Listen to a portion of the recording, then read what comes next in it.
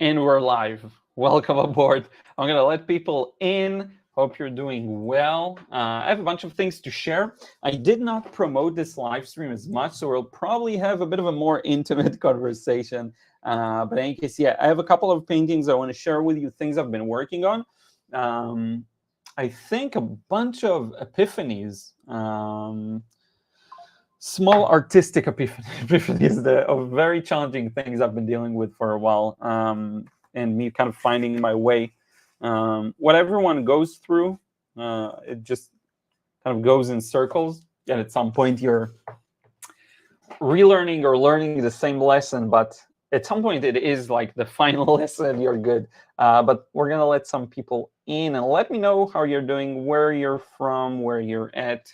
If you're painting something, if you're working on something, hey, Jan's Art, hope you're doing super duper well. Are you working on something? Are you painting something? Let me know. Sorry, I'm struggling to set up the camera here. Let me know also if the audio is well. I have actually a bunch of, so I've been working on this painting that I really like, and I think I'll just upload a few of the stages with you just to show you.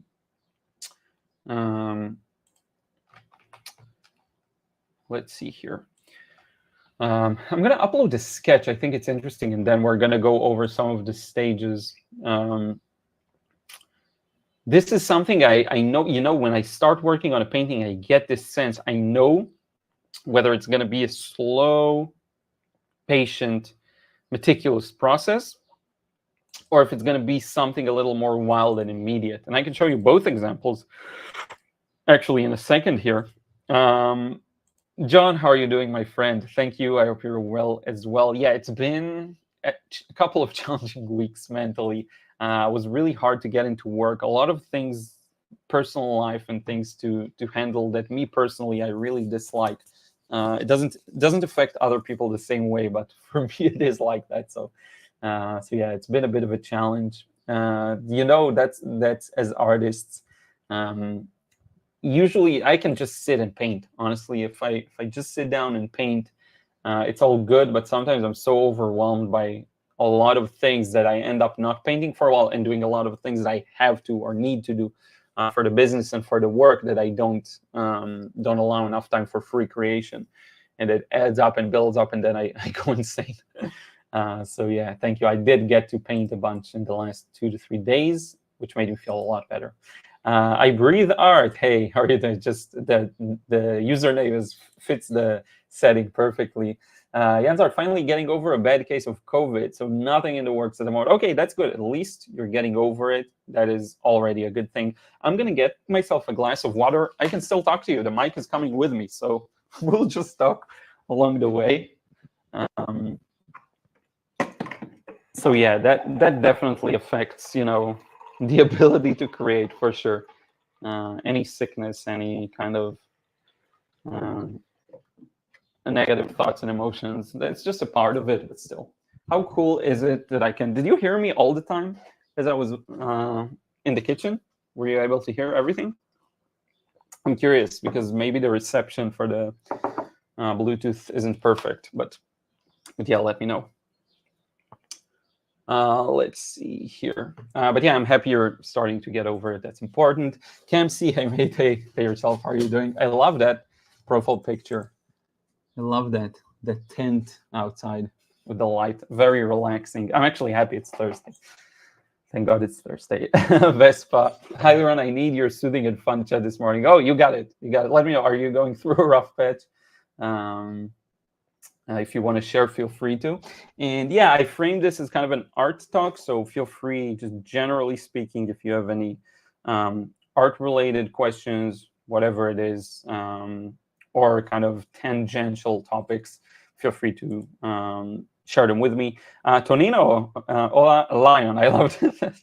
That's a common typo, gracias. Thank you so much for being here.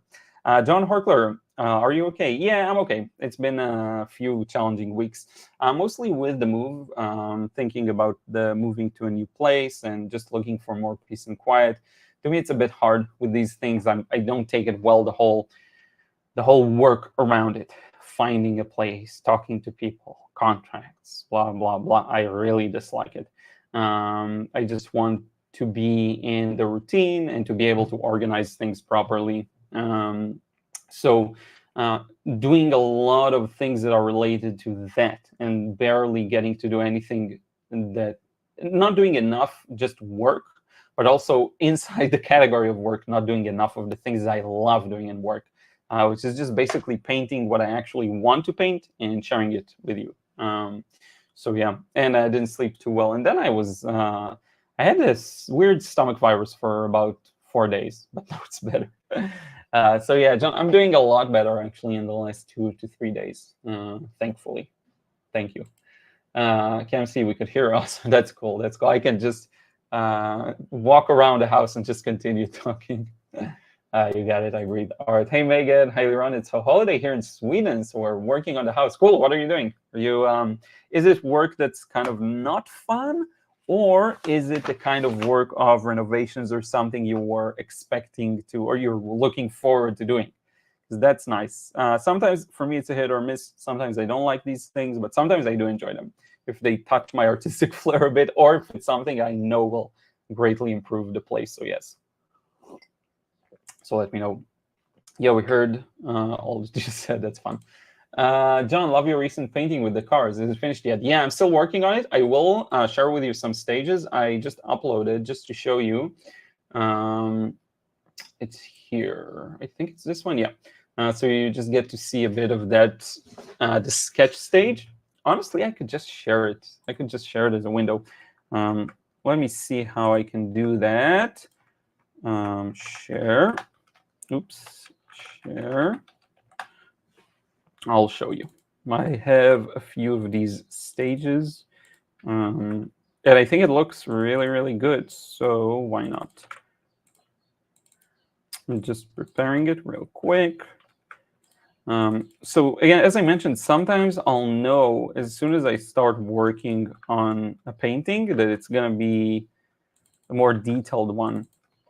And yeah, I'm gonna share it and then kind of have it in the background as we talk. So yeah, I would love to do half and half ideally if I can. Will it let me? Will it let me? It seems like, oh, okay. Okay, it's either this or that, whatever. StreamYard it can be bizarre. But in any case, yeah, so this is the painting, the sketch, sorry. I traced this, very detailed as you can see. And yeah, I'll talk a bit about it, the process, what I was doing with it. Hey, Christine, how are you doing? Hope everything is well with you, my friend. Oh, by the way, one more thing I want to touch on. I'm going to write it down so I don't forget. I just posted my best reel ever, I think, on Ponte Vecchio on the painting process. It's not really the process. It's more of the documentation of the process. I think it's fun. I think it's a fun, quick 1-minute video showing the project. And it's humoristic too, so maybe you want to check that out. Let's see here, solo layout. So yeah, that is something I'm very proud of. I worked on it for a couple of 3 hours yesterday, which is a long time for a short video, but I really wanted to put that out there. You know, when you finish whenever you finish a big kind of project, I like to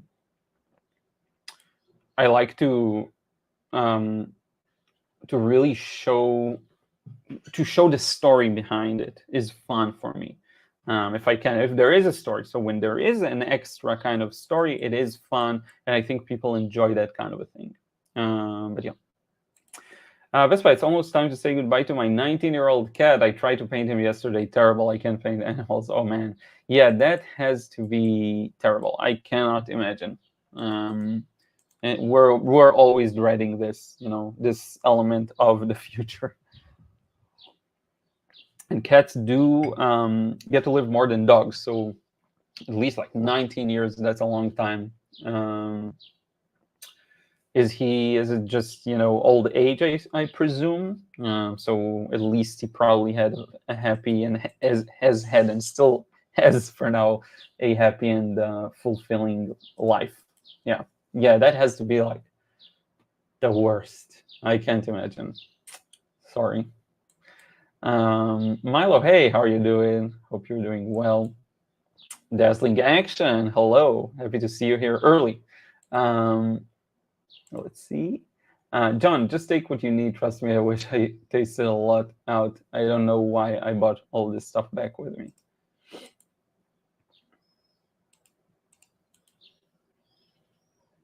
Yeah, that is true. Your cover sketch is very detailed. Yeah, Vespa, I just placed my paper on the screen. So here's this thing. Okay, so I'll jump into it a bit, and then we'll continue reading. So I knew that I want this to be super detailed. I can also show you the reference photo. I did not include it here. Let me show you. So I took this photo. Spoilers. Let me open it up. A new, remove, stop sharing, present, share screen, window, boom, share. Good. There we go. We can alternate between the stages. So I took this photo a while ago. I think this is in Brooklyn. I'm pretty sure, and even based on the skyline, I think this is Brooklyn, because we went all over the place. I do remember there was one neighborhood. It was about this time of day. There's a lot of graffiti in it. This is nothing compared to what we've seen. But yeah, I love the way that, and this is something that used to scare me in the past. I love the way that all of this is engulfed in the shadow. That to me is very fun and satisfying if I can capture all of these interesting nuances, right? So this is what I'm going for. But let me show you, and I'm not trying to imitate it to the T. I'm just trying to capture the feeling. And the moment I saw it, I knew this is going to be detailed. So my sketch is quite detailed. I even wrote down the model of the car. You can see here the logo. That's as detailed as it gets. And yeah, I did not do any cross-hatching just to show, where the light and shadow are. This time I did something similar to the pesto process, making pesto painting. If you remember, I painted the highlights first. So this is similar here. A lot of these details are intended to be highlights, and we'll get more context as I paint the darks around them, if that makes sense. One thing I've been struggling a bit with, I think, I find that I have almost two weaknesses in watercolor. One being, I think it's the one and the same. I actually think it's one and the same. Yeah, I had this idea in mind. So whenever there's a smooth transition of value and color, it's very hard for me to recognize it. And when you see something like a face with a lot of rounded shapes and a lot of smooth transitions between color and between value, I find it very challenging because I can't see the colors yet accurately and recognize the changes. And yes, you can use a viewfinder, like a small square that you can move around the paper to isolate the color, but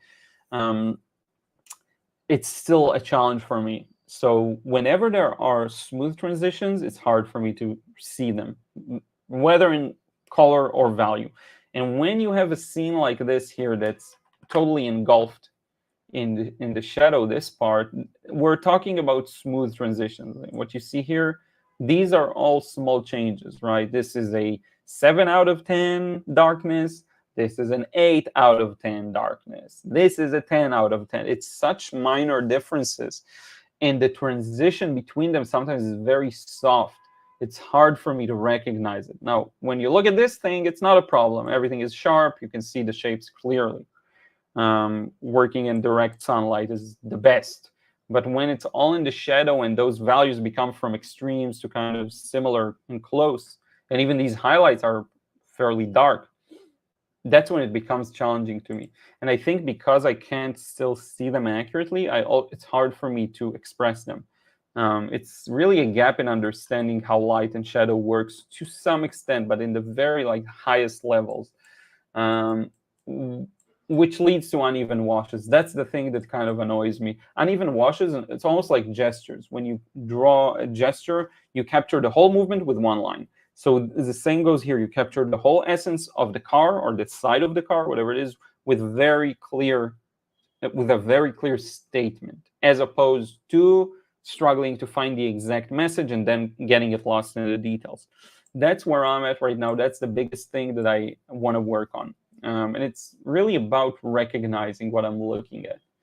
The mechanics of mixing and all of that, I have no problems with that. I can do that fast enough. The problem is when I look at a face, when I look at this card, it's completely in the shadow. It's very hard for me to tell all of these shapes apart. It's actually easier for me to do when I'm in front of it plein air, from my experience, than from a photo. That's one of the things that are easier for me to do plein air, and one of the few things. But yeah, I kind of went. Hopefully, that gives you a clear picture of my current watercolor frustrations. It's more of a high-level stuff, but still, it annoys me. Megan, some tasks are not fun, but others are okay. Today, it's mostly not fun tasks. Sorry, fixing rain gutters and a dog canal that previous owners left in a really awful state. Yeah, that just sounds like things that you need to do, not necessarily want to or enjoy doing. Yep. Okay. Phyllis, great to start the day with you. Yeah, thank you so much for being here, really. I don't know how long we're going to go. Could it be an hour, 2 hours, an hour and a half? We'll see how it goes. I don't have, I have tons of things to do, but I don't have a lot of things to do that I plan to do today anymore. So that's good. One more painting I'll show you in a second. This one's fun because I am auctioning it at the moment, is this one. Very proud of this, and I'll explain why. And I'll show you a proper scan of it. But yeah, this to me it's the complete opposite of what I just showed you. So what I've just showed you, I know I'm going to take it step by step. I'm going to go really deliberate on the shapes. This, whenever I get a good sense of the scene, again, it usually happens with stronger direct sunlight, I can just go for it. And even though it's going to be a little more messy in some spots, the overall impression to me is really perfect. I don't need more than that usually. Now, if I can combine the two, it's perfect. If I can get this level of direct painting and details, that's perfect. That's when a painting like OCD comes out. That's when it's really the best of both worlds. That's when I paint something like, I would say something like this too, and it's not the craziest, but it's a good example. That's when I can paint something like this. Both the details and the direct spontaneous approach is there. That's when I can paint.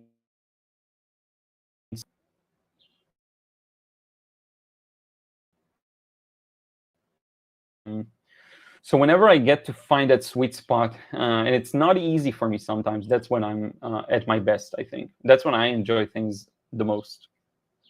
AJ Blinn, thank you for wishing everyone a good day. I love the good day. Vespa, yes, our 19-year-old cat is very loved, and we're blessed to have him. I've had him all these years. It's gut-wrenching, yes. Ruth is doing great.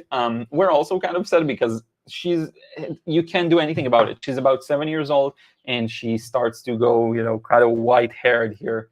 She becomes wiser looking, even though she really is not wise, mostly. But yeah, whenever we look at photos from 2, 3, 4, 5 years, we adopted her about 5 years ago. You can tell how much more brindle she was. She was white and brindle. The brindle was strong, and now it's like a white, which is still like very high quality fur. It's still like a puppy's fur, but then the brindle is a little gray as well, and it started here on her face. It's so cute. She's still super energetic. She's still she loves to do the tug of war. She loves all of that stuff. I will say she sometimes has less patience for walks. If it's not a playtime, then it's just a walk. Then sometimes at night, like, she won't do anything. She'll walk around like for a minute and come back. She doesn't want to, but only at night. During the day, she loves to do that. And if there's a lot of grass around, she does enjoy smelling it. Not necessarily eating it, but smelling it. So yeah. I breathe art. True, and it makes the drawing valuable. I mean, when you tell the story behind the drawing. Yes, I really enjoy that. Yes. It gives it more context for people. Thank you, Jabu. Awesome job on drawing cars. Yeah, again, I traced this. Again, I can't take too big of credit. I did trace this thing, placed it on the good old computer monitor, and lowered the lights and just traced away.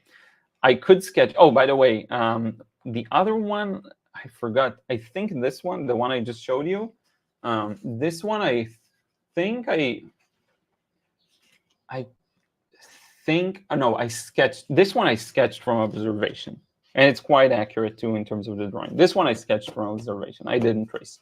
When I have this desire to go direct, I also enjoy sketching it more. It makes me more familiar with the shapes. And maybe I'll have another go at this scene, which let me move forward with the stages. Maybe I'll go with this scene, go ahead and do another attempt afterwards where I paint directly and kind of see what comes out.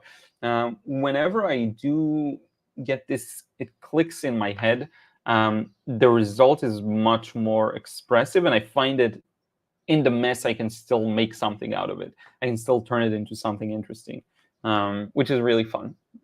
Even the detailed spots that are very easy to mess up, when I give myself that permission, it really is a matter of choice. I choose to do that, and when I don't, I just don't. It turns out much, much, much more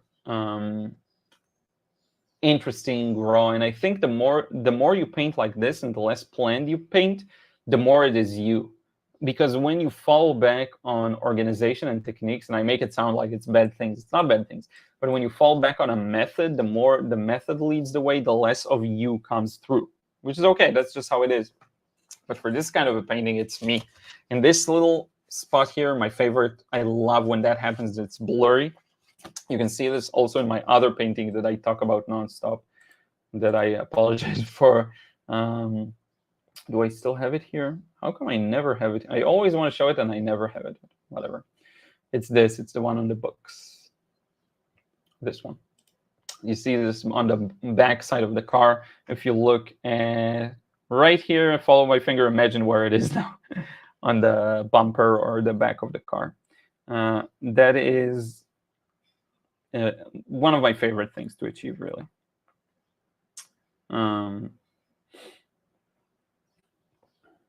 So yeah. And by the way, get my Cars book if you want to. If you know someone who will enjoy this kind of a book, watercolor art book, check it out. It's on Amazon. I think the link should be below there. Yep. Let's see what else you're saying. People usually say that you're not a real artist if you use reference. That's just silly. No, I mean, you're an artist if you create art, if you express yourself. You can express yourself based on a photo. You can express yourself from imagination. Both of these are expressing yourself. So it's just irrelevant the way you did it. You could be using even AI to generate a scene and then still paint it. You're still expressing yourself. So yeah, I don't think it has any relevancy whether you paint from imagination or not. I would love to be able to paint everything from imagination. I just can't. So yeah. And you know what? Even better, here I created a reference. I took the photo, which is to me the ideal scenario because I took part in the full artistic process. There is not even one stage that I did not take part of. It's true that I did not organize a still life thing and then took a photo of it, or organize it and then painted it from observation. It is true, but that doesn't matter to me really. So yeah. Dazzling our action. All artists use a reference or many of them. Yes, aside from a few psychos who can pretty much paint almost anything from imagination.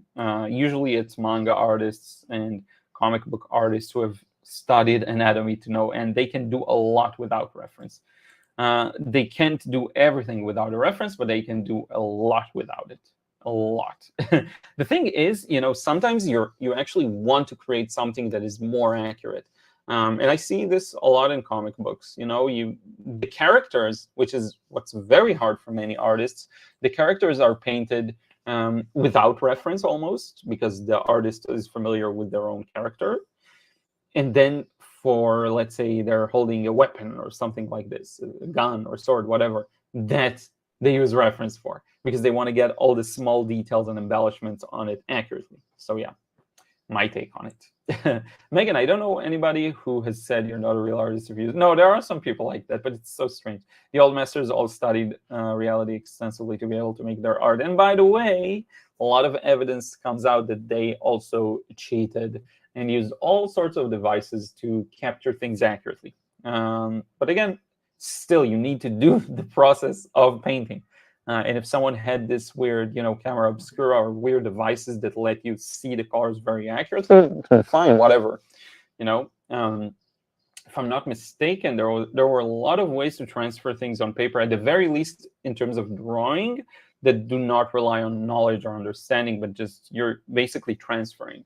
There were a lot of methods of doing that. And even though you look at them and you look at the work is very impressive, they used a lot of different mechanical devices back then, a lot of it.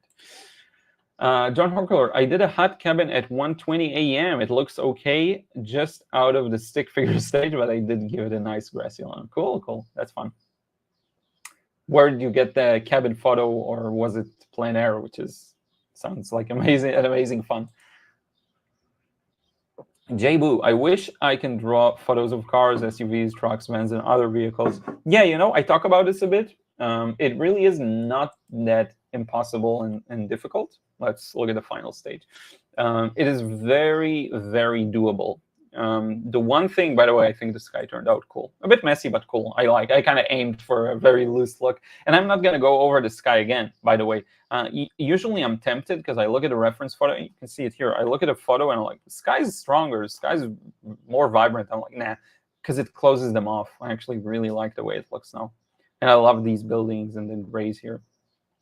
I have a lot of work yet in this section. And I have a lot of work, just generally speaking, here to add a bit more blue to this thing and to darken some things. I did interpret it a little differently, the light and shadow. There is still some organization required here. But yeah, J-Boo, it's all in seeing and understanding. If you look at this and you understand how this can be portrayed as a box or as a simpler three-dimensional shape, actually, that's a good idea for a video. I'll do that. Video idea. Car to box to car. I have an interesting idea. I want to show you something.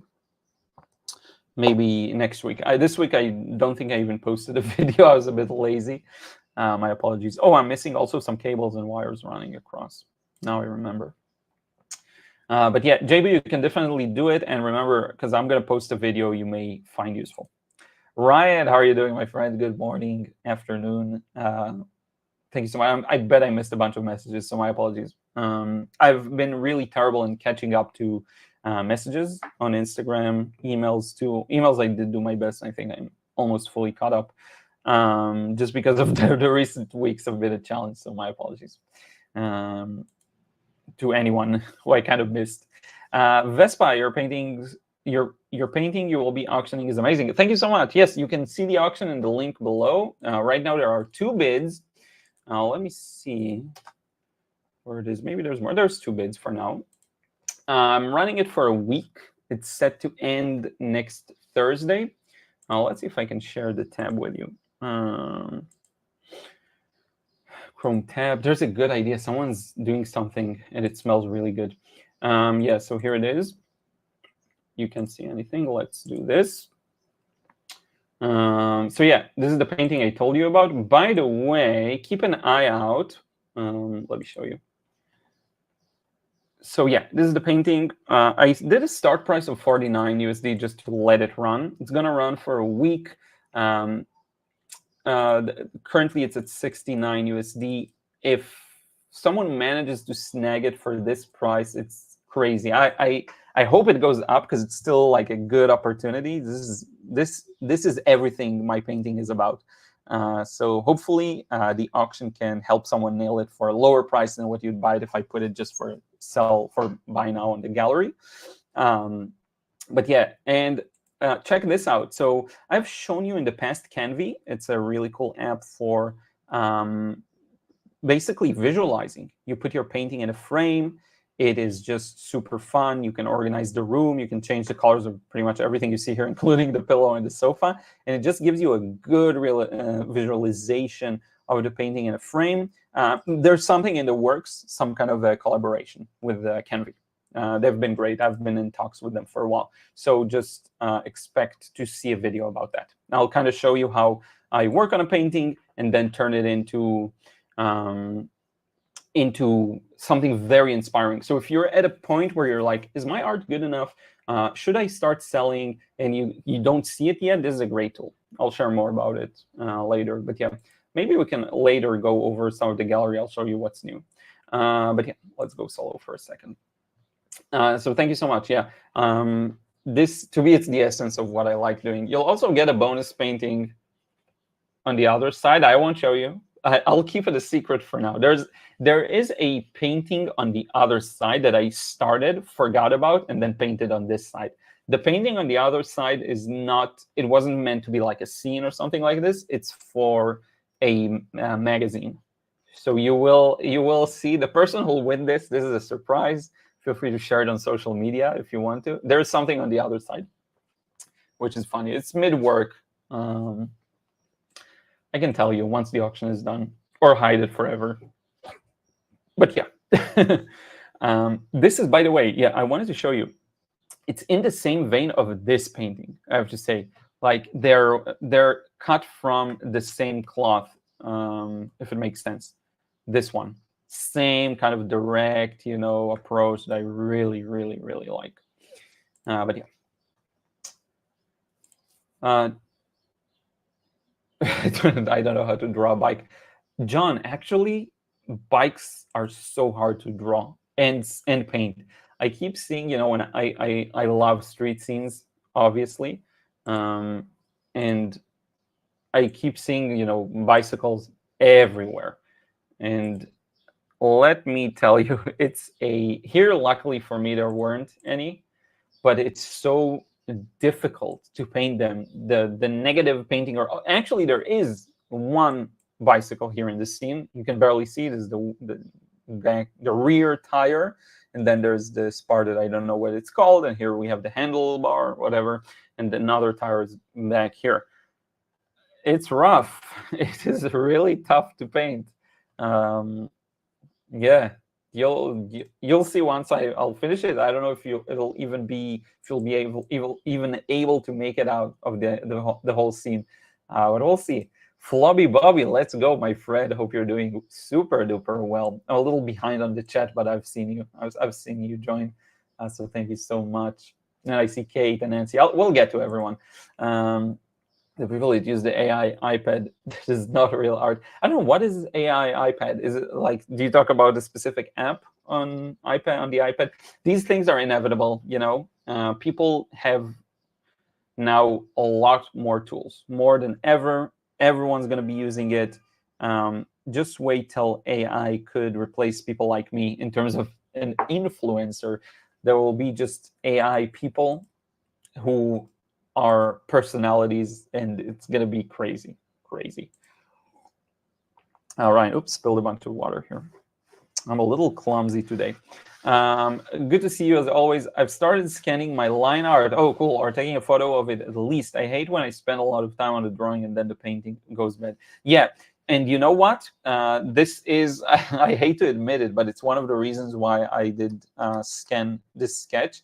I always have this thought that, because I scanned it, I could use the scan instead of tracing it again. But then it's always more effective to just use the painting and retrace. But yeah, I get it. One thing I used to do also before I traced as much is I would just take like 4 or 5 pieces of watercolor paper, A4, maybe 3. I exaggerated a bit. And just sketch the same thing real fast. I have 3 sketches ready, and then I know I can completely destroy the first one, then go over to the next one, do my best, hope it's good, and then sometimes I would do the third one, and it would be like a 7 out of 10, and then I will notice that I can go back to the first one and turn it from a 5 out of 10 to a 9 out of 10, just because there's something there that works. So you'll be surprised at how you can turn the things around sometimes. Sometimes it does work, which is very interesting to see. But yeah, you get options, which is good. You get options, you can destroy 1 or 2, and you're still going to be okay. Don't want to start from scratch again. Yeah, I totally get it. I think he said today is just talk day. Yeah, just talk day, but you can talk about whatever you want. By the way, I'm trying to watch the Nadal tennis match in Rome, so I'm kind of going back and forth. Well, Okay, is it now? Is it running now? Well, it's crazy. There's 50 people here that I compete with Nadal. So yeah, that's cool. By the way, leave a like if you can on the live stream. Helps more people discover it. Thank you so much. Good idea, Jay. Let's see. Right now, I don't know what to draw. Yeah, sometimes I'll be sometimes in the zone where I don't know exactly what the next thing I want to work on is. I do something fun. People always ask, where I get the reference photos. Do I take pictures? Do I do this, do that? And it's interesting. And by the way, a Fitness G, I have drawn a dragon. I'll show you in a second. I have it here. Actually, I can show it to you really easily. I have an old sketch like from a Game of Thrones scene. I can show you. I will get to it. But people ask where I get my photos. Just a couple of days ago, I went over the old camera roll on my iPhone from 2018, 2019, looked at the photos, and I found this one too. I found a bunch of scenes from Brooklyn and Manhattan and a lot of scenes that I forgot about that now that I look at them with fresh eyes, they're really, really up my alley, and I really want to see what I can do with. So I'll always snap photos of things that I like. I took a bunch of photos yesterday on the street.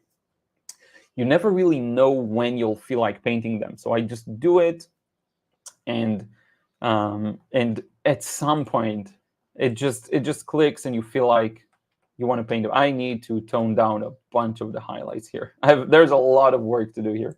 I actually like my colors better. I'm just missing a bit of blue and a bit of toning down the highlights. There's a lot of work on this section yet.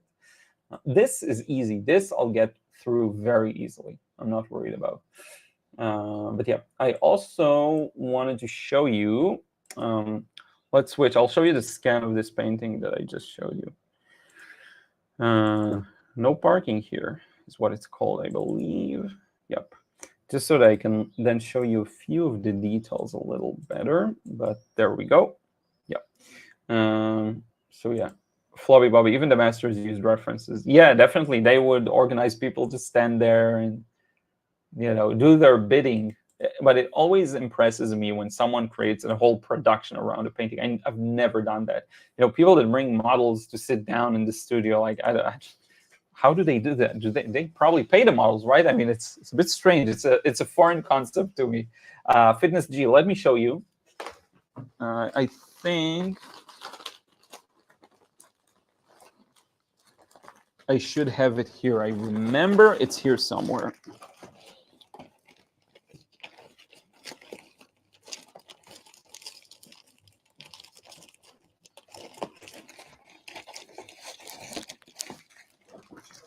I'm not sure in which one, but it is in one of these bags here. I'm pretty sure there's the dragon sketch. I remembered it being more in the front, but maybe I'm wrong. Oh, there it is. Just happened to have it here. And I remember that it's here. So that's an old one, see? But it's very rough. I kind of painted it, I think, after we watched an episode, and then I stopped the screen on it. Let me go solo here. There we go. There it is, the dragon. But obviously, I don't do a lot of fantasy art. One of my favorite paintings ever is fantasy, you could say. Fantasy, mythology, divination. But it's rare for me to be in the mood for such a thing. I don't do that much.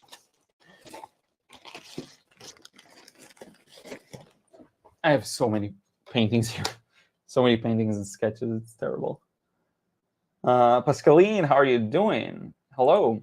Have you painted animals? Yes, believe it or not. On the YouTube channel, there are playlists based on subject matter, and you can find one that's animals in watercolor. If you go to my channel, choose playlists, I think they still have that thing going, right? Where you can just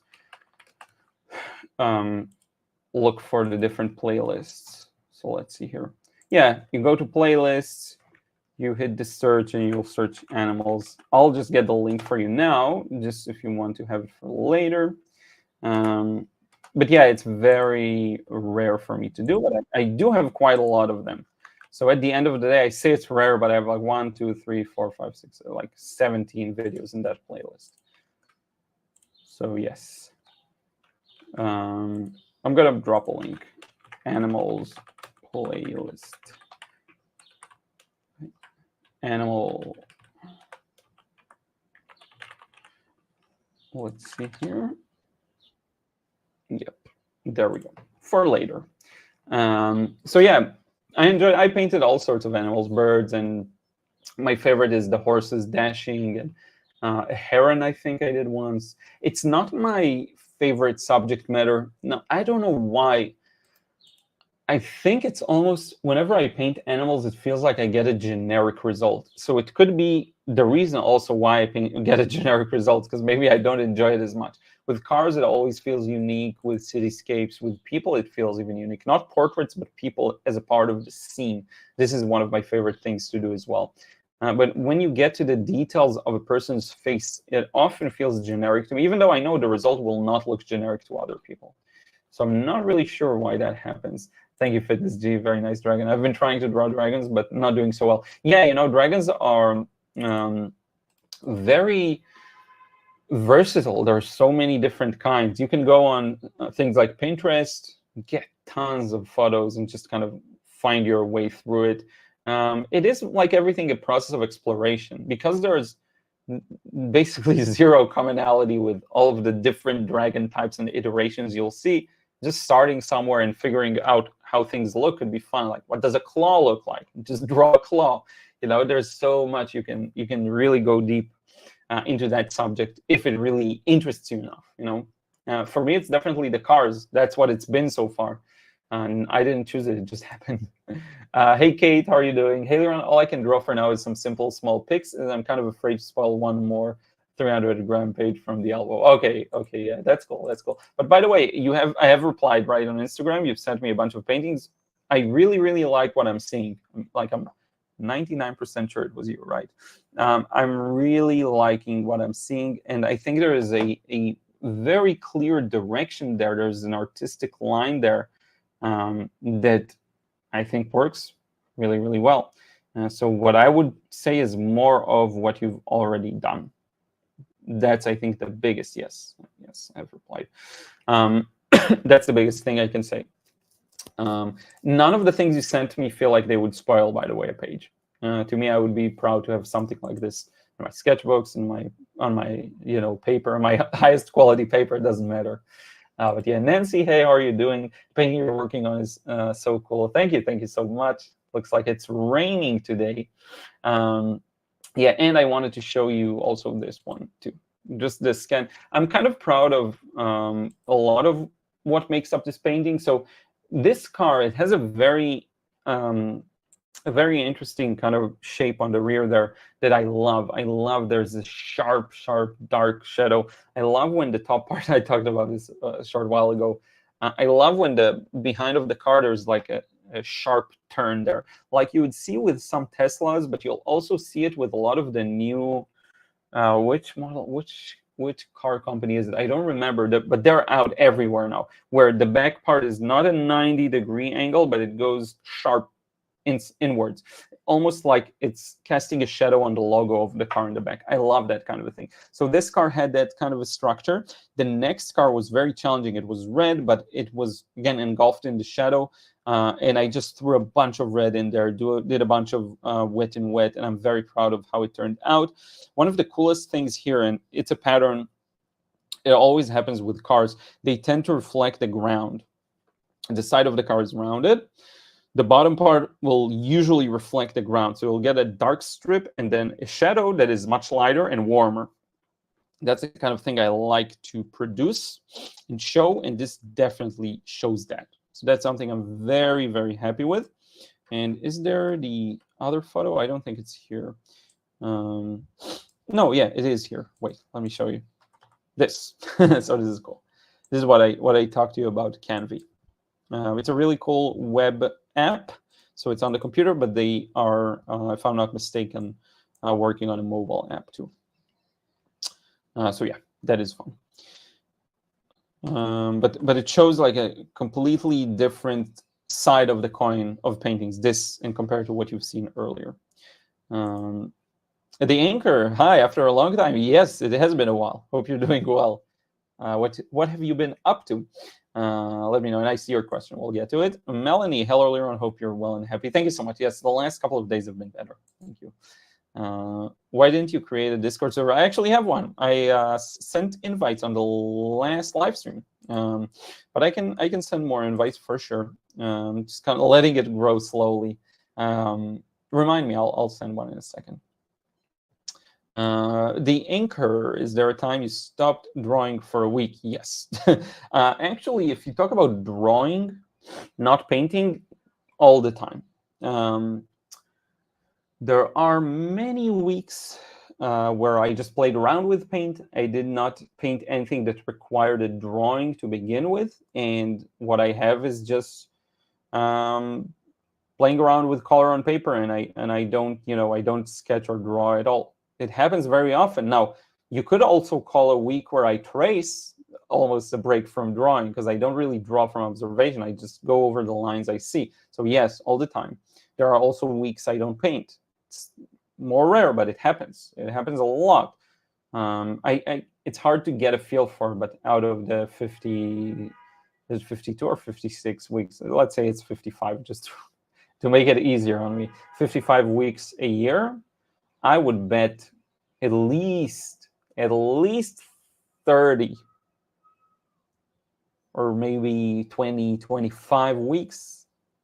There are, let's say, 7-day stretches where I don't paint. It can happen at least like 10, 20 times easily, I'm sure. Because, you get pulled into a bunch of projects. Maybe there's vacation here and there. You get pulled into projects that require just sketching, not painting. It happens all the time. But yeah, if you look at it, the vast majority of weeks, I do paint, yes.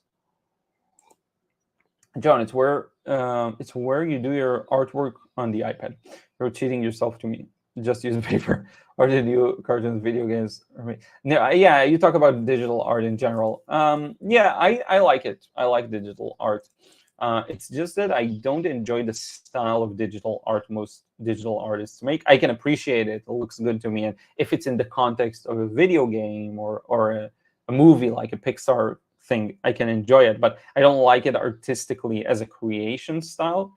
But many people do. I find that it all mixes together and looks quite generic to me. But I wouldn't say people are cheating themselves. I think it's a very valid style, but I get why it's not for many people. That's fine. Nothing wrong with that. Hey, Jacqueline, yeah, no worries. Better late than never. And we're 48 minutes in. Doesn't feel like that. It feels like we're getting started. So thank you so much. Yeah, I didn't change my back setup. We just moved, and we're gonna move again. There's been a lot of moves in the last 6 months. So that's I talked about it earlier. That's a little hard on me. It's a little too much, but it is important so we can find the perfect spot.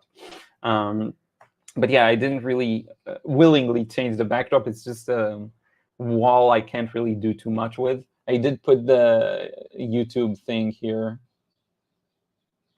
in the bun, like small artworks. But yeah, I don't like this wall. There's a bit of a mess behind me. It's temporary. Hopefully it will look better in a while once we get set up in the new place. Your dragon reminds me of Godzilla. Yes, it is. It is very reminiscent of it. And I don't know why. I noticed it immediately after I finished it. I'm like, that looks like Godzilla, even though it's a Game of Thrones dragon. So yeah, it's funny.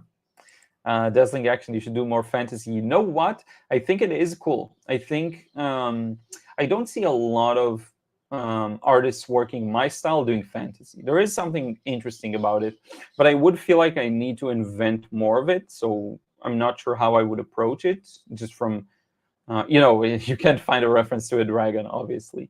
But it could be interesting to almost incorporate these elements into a normal everyday scene and make it look like I painted it plein air and the dragon was actually there. That would be really fun. I don't think I currently have the tools to create something like this that is really good. like my, let's say, the level of my normal art, let's say, but I could if I choose to and I work on it. Yeah, it's definitely possible. Yeah. But I enjoy sketching fantasy, that's for sure. So yeah, we read that. Ryan, by the way, speaking of sports, I want to do some Leroy Neiman inspired portraits in watercolor. Leroy Neiman, am I familiar with that artist? Leroy, I think if I'm familiar, maybe you or someone else sent an example to me. Okay, yeah, it's really based around sports. That's cool. What medium is that? What's he using? He has a glorious mustache, that is for sure. Art, let's see. Wasn't familiar. Let me show you. I don't know, because I wasn't familiar, but I can show you.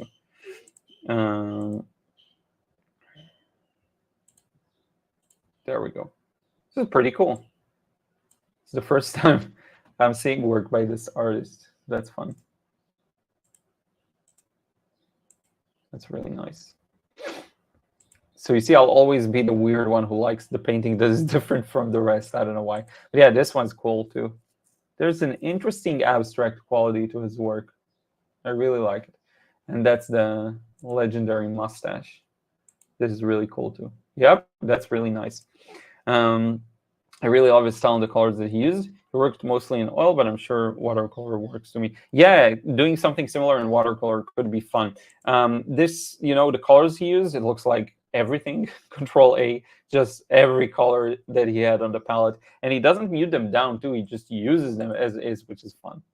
It can work, it can work if you have a good understanding of what you're painting, composition, your vision. It can work, using unmixed colors, almost like a kindergartner would, and make it look professional and cool.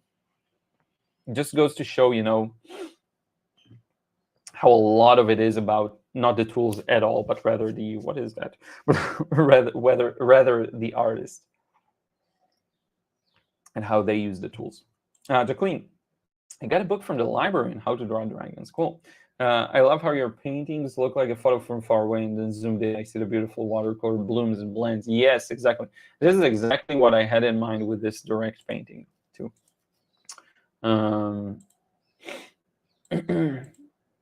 This is exactly what I had in mind with this. From far.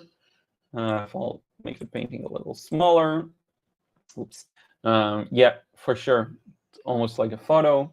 And I really like the way the nuances of the color within the shadow works. I think this shadow could be warmer. I could probably cover it with a warm layer, but I won't, because I already put it up for, I mentioned, for an auction. I don't want to change it now, but I really, really like it. I love the trees here as well.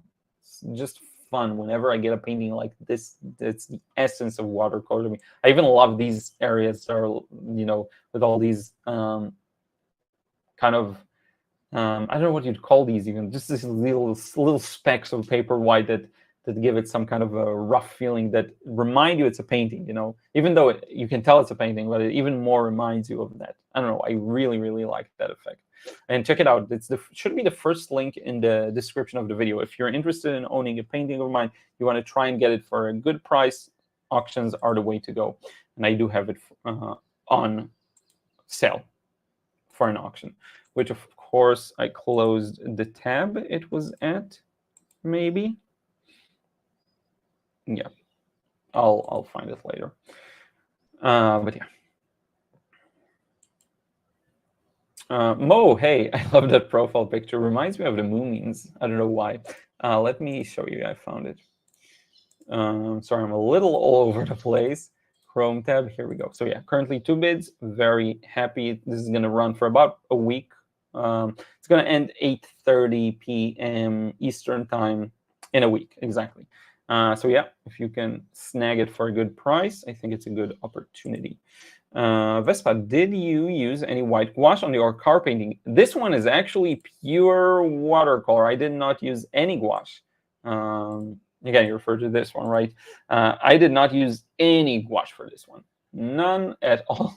I did use a slightly opaque yellow just lemon yellow mixed with just a tiny bit of cerulean and a tiny bit of phthalo. But this one has no, like, I didn't go back and add any highlights, which is fun. I like it. I like when I manage to avoid that if I can. This one's pure watercolor. There's nothing there. Like sometimes on a painting with highlights added later on, you can see it kind of shining in the light because the paint is thick.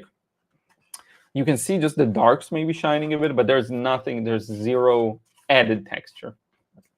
There's just, sorry, I have a lot of hiccups today. There's just the texture of the paper, which I think is cool.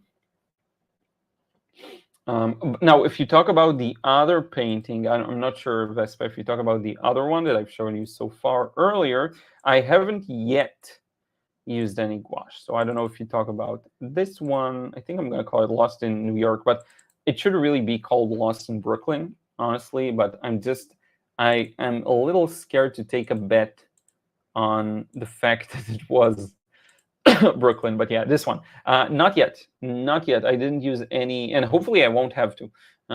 I painted the highlights first so that I know what I skip, and then I carefully painted around them. So I had no real need for opaque paint, which was fun. If I can avoid it, I would be happy to do that. Now, sometimes you have to use it, and that's fine. Even this, I painted negatively around. If I can avoid it, I love it. If I have to use it, that's cool. You know, to get the impression, that's fine. But yeah. John, with the red car, Liron, with the shadow, can you just put a reddish purple for the shadow? You could, but in my experience, it just doesn't look as good. I don't know why. It's very hard sometimes for me to catch these kinds of deep reds that are very, very strong.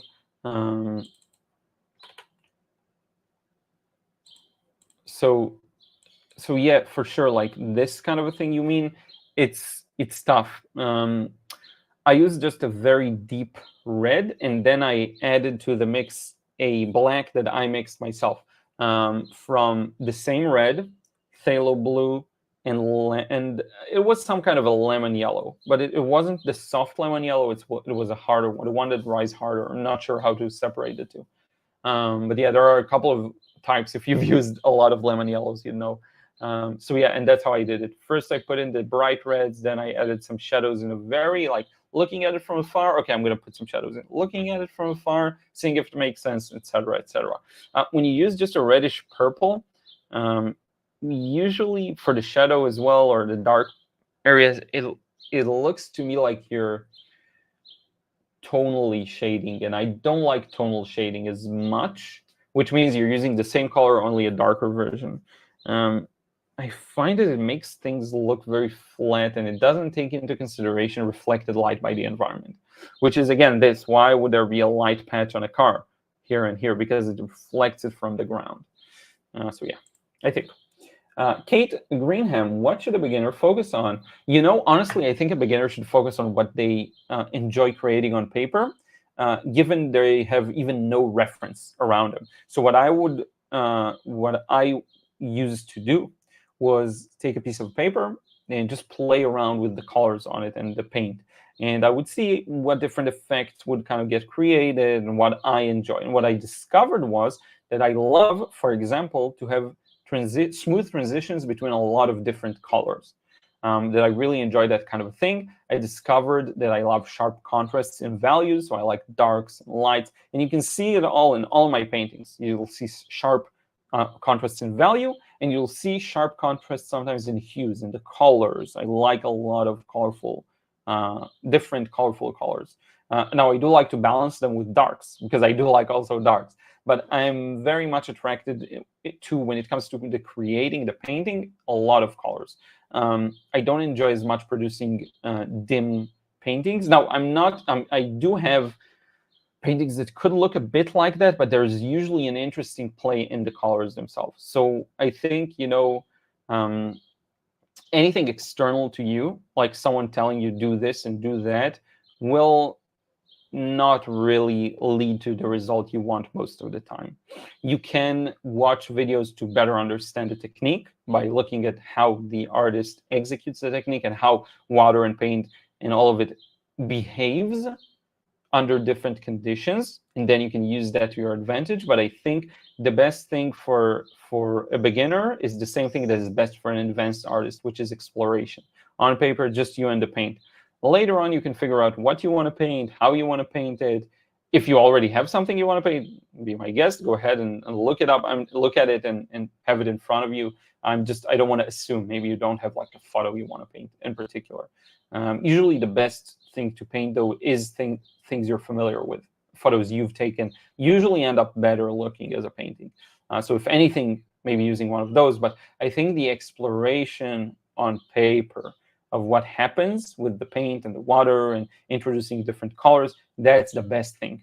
That's the most useful and effective thing to grow yourself as an artist. Not for the sake of growing yourself as an artist, for the sake of better understanding yourself, what you enjoy painting, how you enjoy painting, all these good stuff.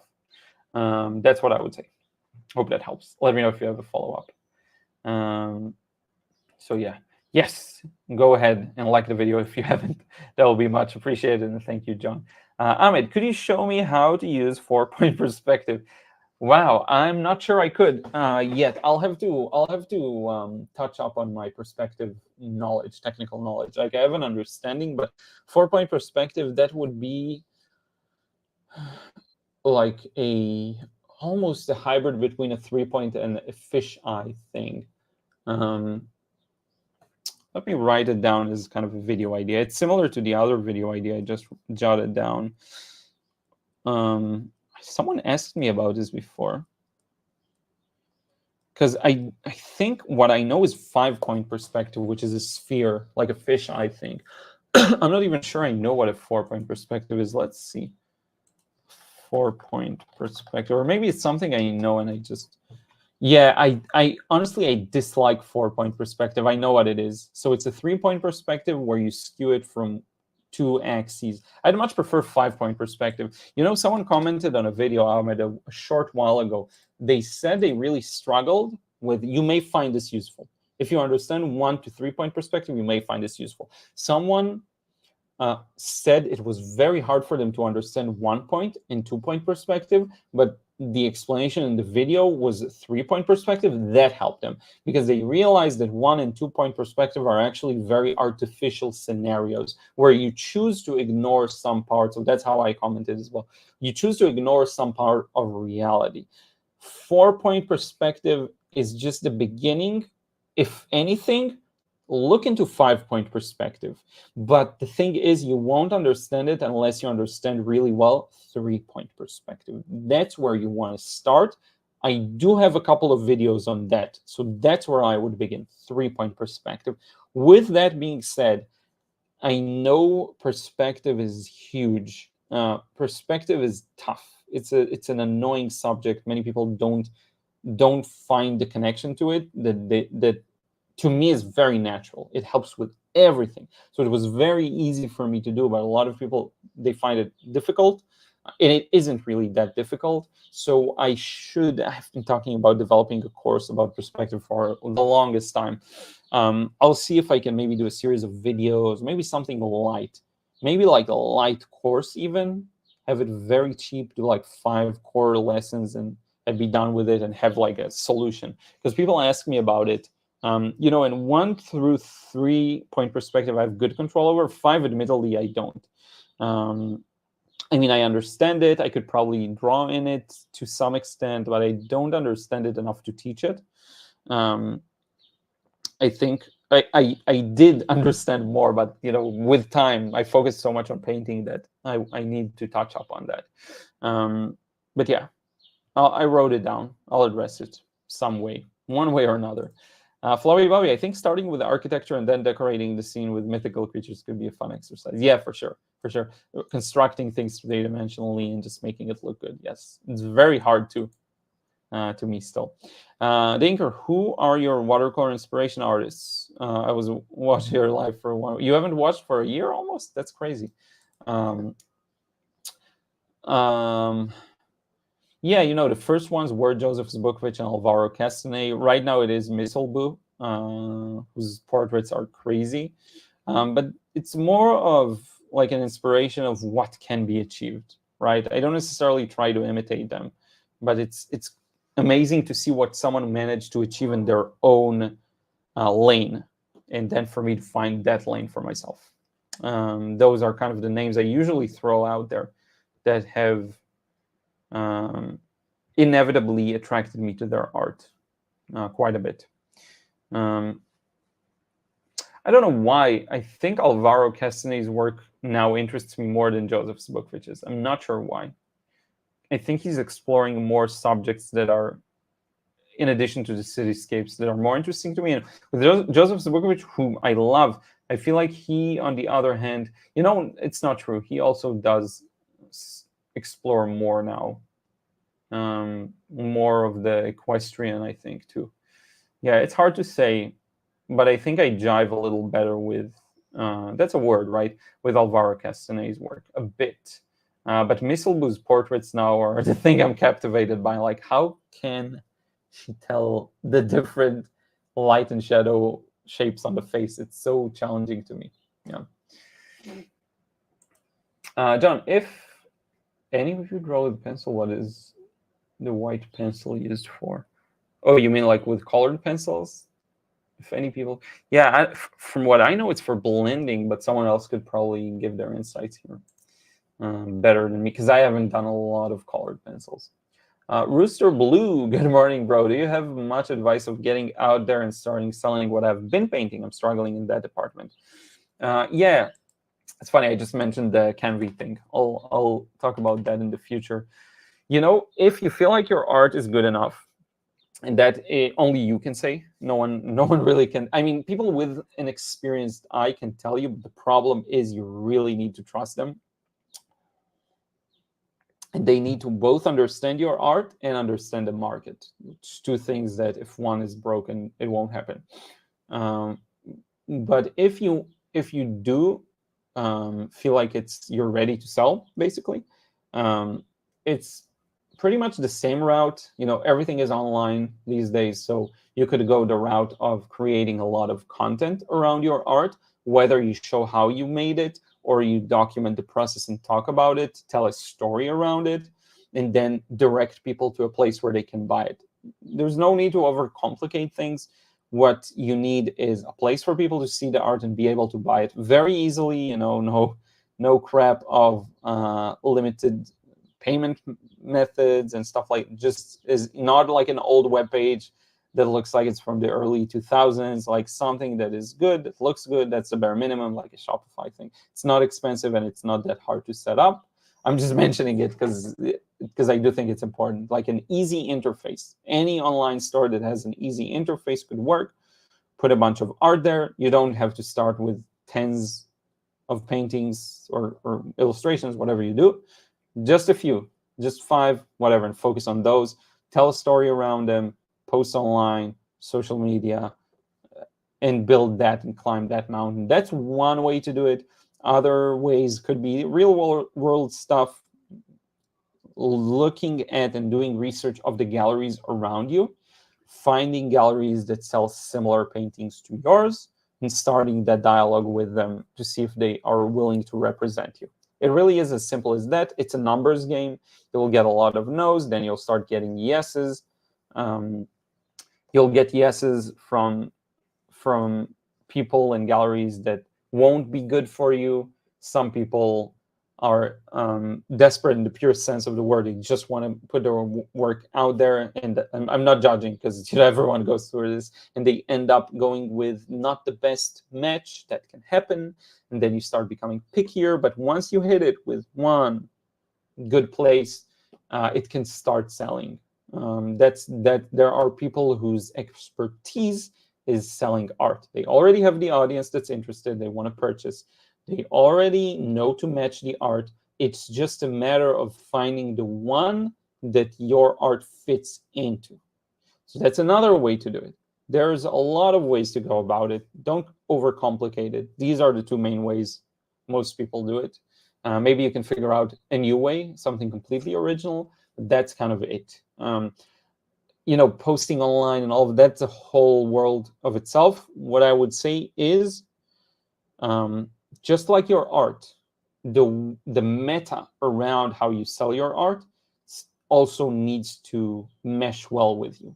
It needs to be something you at least don't suffer while doing, but hopefully also enjoy doing. So if you really dislike one social media network, but you really like another one, no one says you have to be everywhere. No one says you have to be only on one. Find and do you. That's what I would say. I'm not super experienced in selling artwork. I have sold, I think, a lot of paintings by now, more than what most would sell. But I'm not a machine, right? I'm not I didn't sell,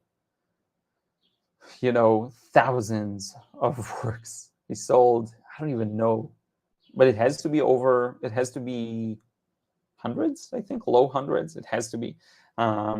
That's how I did it. Everyone will do it a little differently, kind of my 2 cents. If you want to do a more deeper, detailed follow-up, feel free to ask away here or send me an email if we don't get to it here.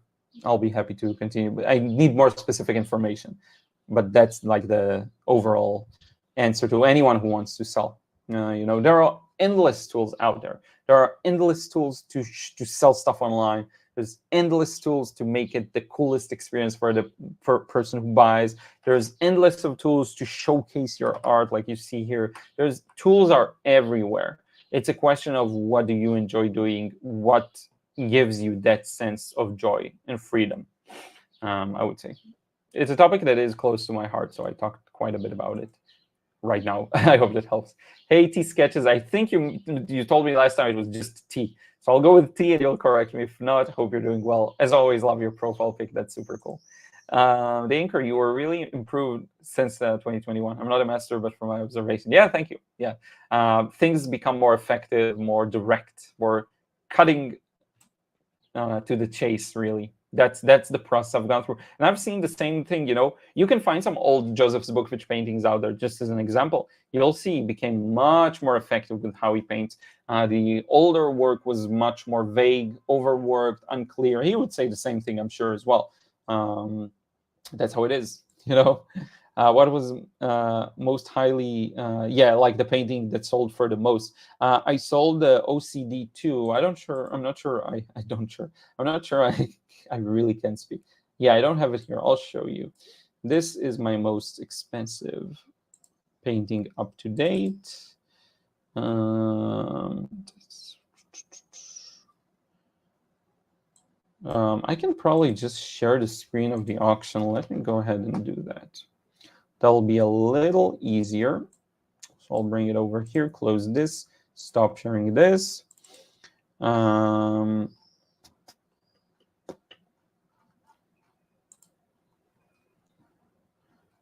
It was this sale, the last sale, I think. Or was it the previous one?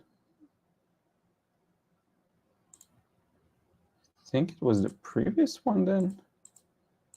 Sorry for the... Yeah.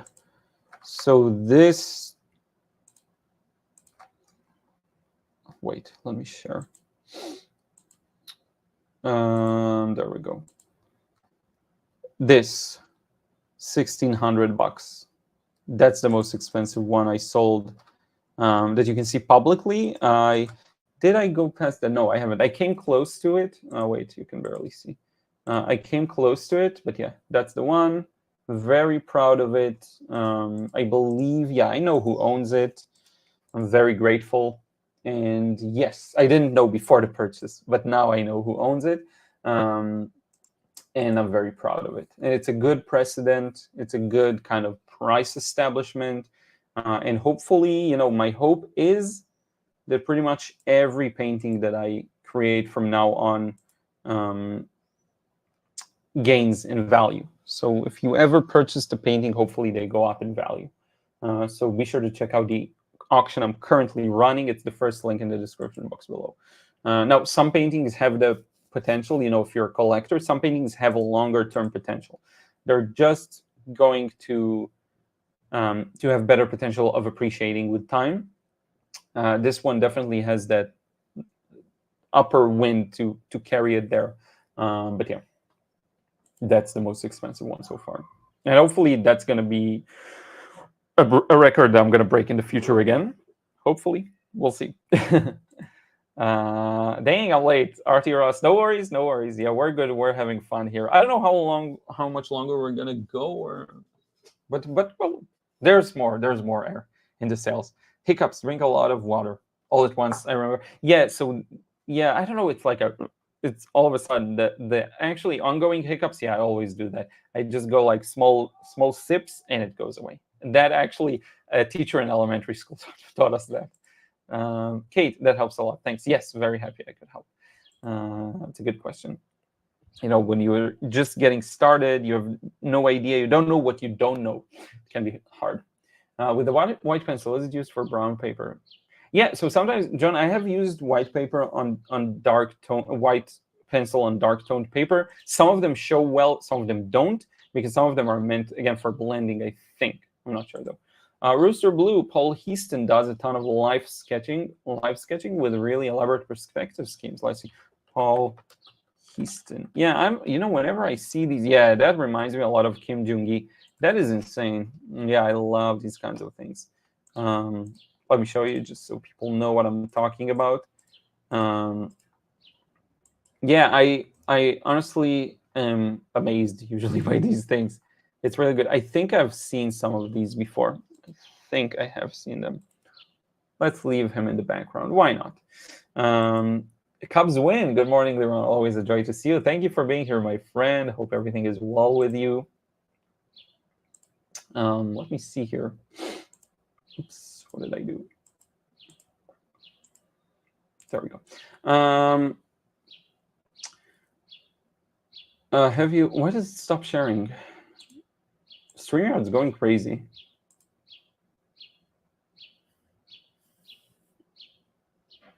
Why does it stop sharing? Let's see. Have you ever taught a watercolor workshop in person? Any tips on helping my students understand watercolor? Yeah, Jacqueline, I have. Not really a workshop. Well, you could kind of say I did a lot of one-on-one. And like once or twice we did a watercolor meetup where I did help some people, but for the most part, it was just painting together. It wasn't really a proper workshop. But you wanting them to understand it is definitely an interesting direction that I think most people don't go through. I think what students often miss is they don't even look at what's going on paper. So you can introduce them to very basic rules, show them this is, this is how water and paint interacts, this is how it works. But what ends up happening is they just don't really they don't really look at what's going on.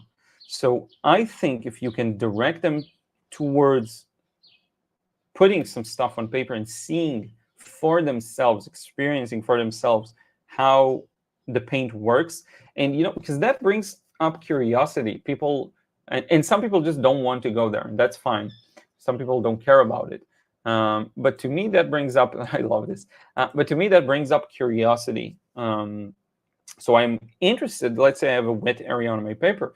I'm really interested in seeing what happens if I do wet and wet with thick paper right out from the tube, Now, I think one more thing that really, wow, some of these are crazy. One thing that if you really want to help someone, I think knowing where they actually want to go is key. And most of the time, they don't know where they want to go. And that's homework for them, to know what they want to achieve. The best student is a student who knows what they want and knows the type of style they aim for, the type of things they want to do. Now, sometimes they'll be very excited, but very naive. That's fine too. That's as well. That's something I encourage. But the worst is like if someone is really, they don't know what they want. And it's your job to guide them to better understand themselves, I think. If they can understand themselves, the rest is a lot easier, sometimes I'll have these glimpses of, I really want to express this kind of a thing with a painting. And the painting turns out infinitely better because I had something in addition to just following the scene I'm seeing. Again, I'll have to go back always to divination, that painting. I had this feeling, this emotion I really wanted to convey. And that's why it ended up working so well. So yeah, these are, I think, my thoughts on that. But yeah, are you doing now workshops? Feel free to share with me more information. Ryan, yes, jive is a word. I came across this artist, Marcos Beccari. Yeah, he's really good. Last night on YouTube. I was not familiar with him, but he has a lot of interesting stuff on his channel, mostly portraits. Yeah, Marcos Beccari, if you check out his Instagram, he's pretty insane. We can actually go ahead. Marcos Beccari. He has some paintings that you look at and you wonder, how did anyone manage to paint that, including portraits, by the way. Like really beautiful stuff. All of the water kinds of series are amazing, you know. Very impressive. And when you look at the technique and the edges and everything, it's crazy. For me to produce something that comes even close to that takes a lot of planning and a lot of and I still won't get exactly that quality because he has a really good understanding. Let me show you, for example. If you look here, I know it's a little hard to see. Let me do this. If you look here, where why can't you see the cursor? Oh, there you go. Where the light turns to dark, so you have a light and then dark. There's a strip of darker paint that is more red, and then here it goes a little more yellowy neutral. It's these small things like understanding where the light turns to dark. There's a strong saturated color. Here on the arm, this is the core shadow, and then there's reflected light. This is the core shadow, then there's reflected light. This cloth, whatever, reflects this redness from the skin. All of these things are very tricky when you see them together. It's sometimes hard to structure in a painting, and it almost has to be intuitive. Same for this. Like, look at all the reflected light here, all these nuances and details. He's insane. He's crazy. Yeah, I love his work. The portraits, to me, aren't even the main thing. Like, this is the first painting I've seen of Marcos Beccari. I think I saw this one on Instagram, and then I immediately followed. I was amazed with this Wet and Wet, like the way he got that.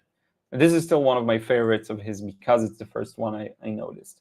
It's funny how very often people will throw out an artist's name and they just discovered him, and I know everyone. I've been following most artists that have like a social media presence. I miss a lot, of course. There's a lot that I don't yet follow, but like I'm following most of them, I'm pretty sure. Flowy Bobby, gotta hop offline, but thanks for chatting. Yeah, you got it, my friend. We'll wrap up soon. Coming in on an hour and a half. The anchor, at what age did you choose your medium, and how are you confident at that age? I started sketching ever since I can remember myself with whatever I had at hand. So I would sketch with, colored pencils, old, markers that kids used to draw with, old crayons, similar to Crayola. I don't know what we had. We had something a little different here. And just drawing, not really focusing on painting or being painterly, but more like sketching and drawing. It wasn't a choice. None of it was a choice. It found me. And then watercolor, I started, so that was ever since I was like 5. But then watercolor, I started when I was 25, 24, something like that. It chose me once again. I just tried it, instantly loved it, and that was that. So yeah. And I don't know if it's a matter of confidence, really, but just the curiosity to explore it took over. Let's see here. White pencil and charcoal drawings. Oh, that's interesting. To me, I like to just erase it if I can, better than using white pencil. Because sometimes the white pencil doesn't really show over other materials. Dazzling Action, ever made a copy of your own painting? You mean just another version? Yes, that has happened a few times before. Maybe I should do a video on it. If you're talking about like copying, like creating a print, I also have done that, but I think you're talking about it first. Rooster Blue, thank you so much, dude. I'll send you an email. Yes, definitely. Instagram DM is cool too. Yes, no worries. I may take some time to answer. My apologies in advance. Megan, good morning. The king is back live. Man, that's me. Forgive if this has already been asked, but where do you find the best monetary results? YouTube or other social platforms? Do you think selling copies could compete? What do you mean by selling copies? That's something I'm unsure of, but I will say that out of all the different social media avenues, YouTube has been the best to lead to sales. The different watercolor tutorials and lessons here have definitely been the biggest factor in sending people over to purchase the courses. That is for sure. Instagram is a close second, then probably Facebook.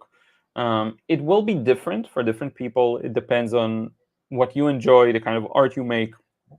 But I think YouTube has the most, currently, if things stay the same as they are now in the future, YouTube has the most upside. It's the deepest connection with the viewers. It's people who are searching for more serious education, and it's very searchable. When you search Google, you get to YouTube. So that's what I would say. Now, I'm not sure what do you mean selling copies. Do you mean like selling? And by the way, if you just talk about monetization in terms of ad revenue, that's very low. The only thing I'm talking about is converting people to purchase your products. But yeah, let me know what you mean by selling copies. The ad revenue, I don't make ad revenue on other platforms, just on YouTube, and I think just on YouTube, and it's not that great, let's say. I mean, it's definitely an amount I'm grateful for, but it's not a big part of my income in the grand scheme of things. Though it has gone up significantly in the last year or so, made it a little more prominent. Phyllis, so very stimulating. Yeah, just, chatting and looking at the art is fun. I think that's me. Okay, Liron, I guess. Thank you. I didn't know what, or maybe it was for Ryan. Oh, sorry, it was for Ryan. Yes, my bad. Halbern, how are you doing? Thank you for being here. Hope you're doing well. Add sparkle to the eye at the end. Yes, I love these moments where you just add a highlight. But to me, it wouldn't work with colored pencils. The very bit of experimentation I've done. Kabazuman, love hearing the birds in the background. Probably good painting outside. Yes, it is. There's a nice view from outside. I'll show you one day. I don't think the camera will stretch all the way there to show you, but yeah, it is quite nice. There's a lot of trees. It really is nice. I got used to the birds chirping, so sometimes I don't even hear them. Yo, big ups for Paul Heaston, one of my favorite ink artists. Really? Yeah, so let's go back to Paul. Let's show more of Paul's work.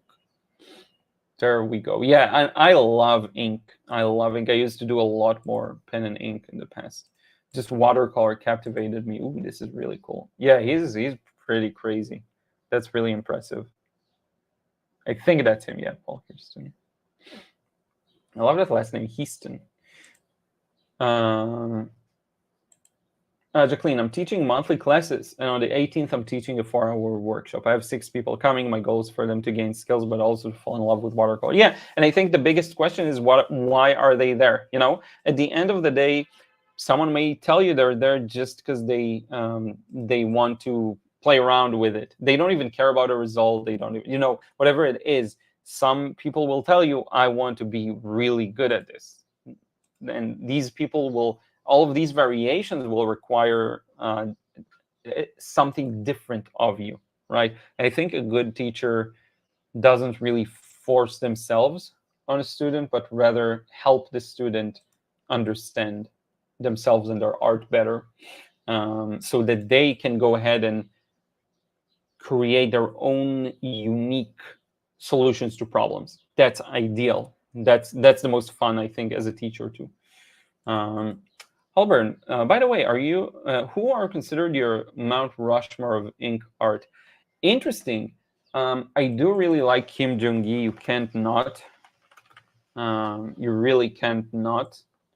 But if you talk about like inking, I'm a big fan of I'm a really big fan of a lot of manga artists. So I really enjoyed the Ajin manga recently. So I could, you know what? I have a good answer for you. Well, I'm going to give you the really good answer in a second. But like this manga, to me, the art was really good.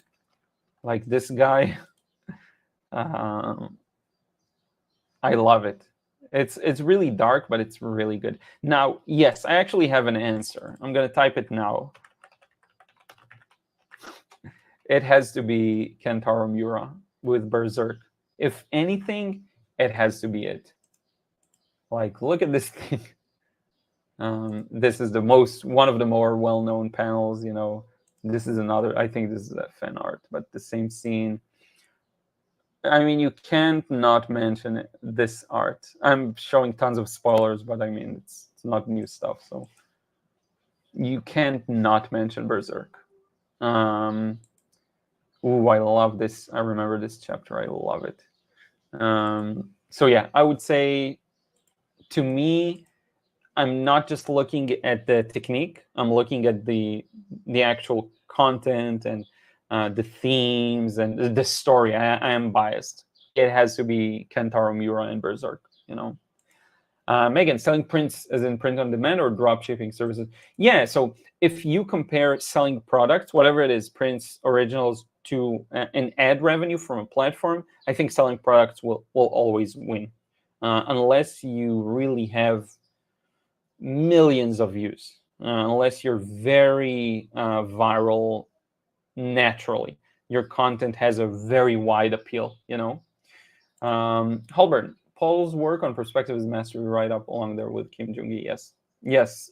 Miura is, and Halbert, it's sad to say, but I have read the last couple of chapters of Berserk. Like every couple of months, I'll remember, oh, I haven't checked it out for a while. And then I'll check it out. I'll find out there's a new chapter. One. It's been 2 months, 3 months. There's one chapter. Sometimes there isn't one.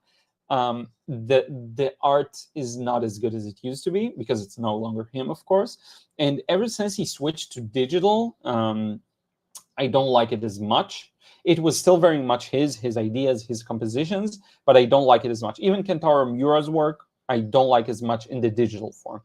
The sweet spot to me is probably just before he moved to digital, where he still hand drew everything.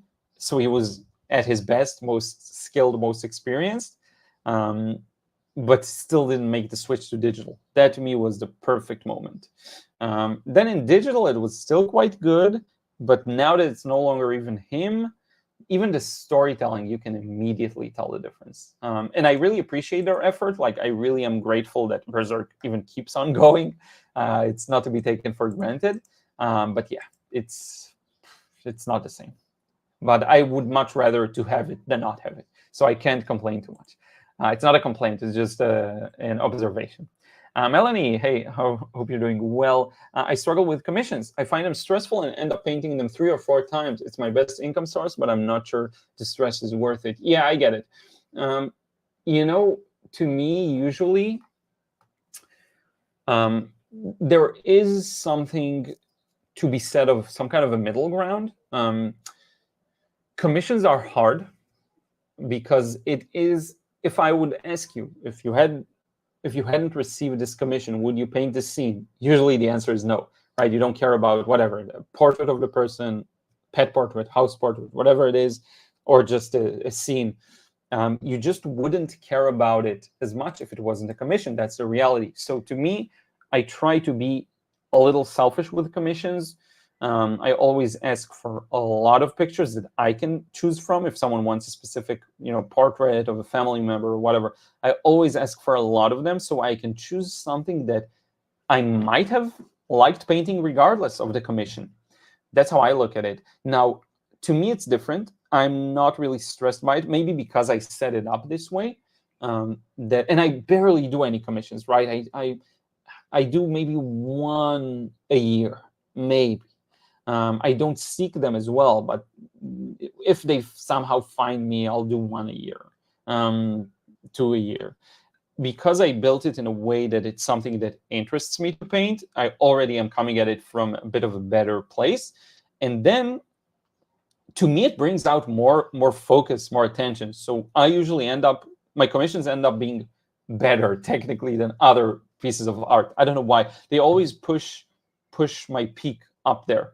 I did a commission painting for a friend, or a couple.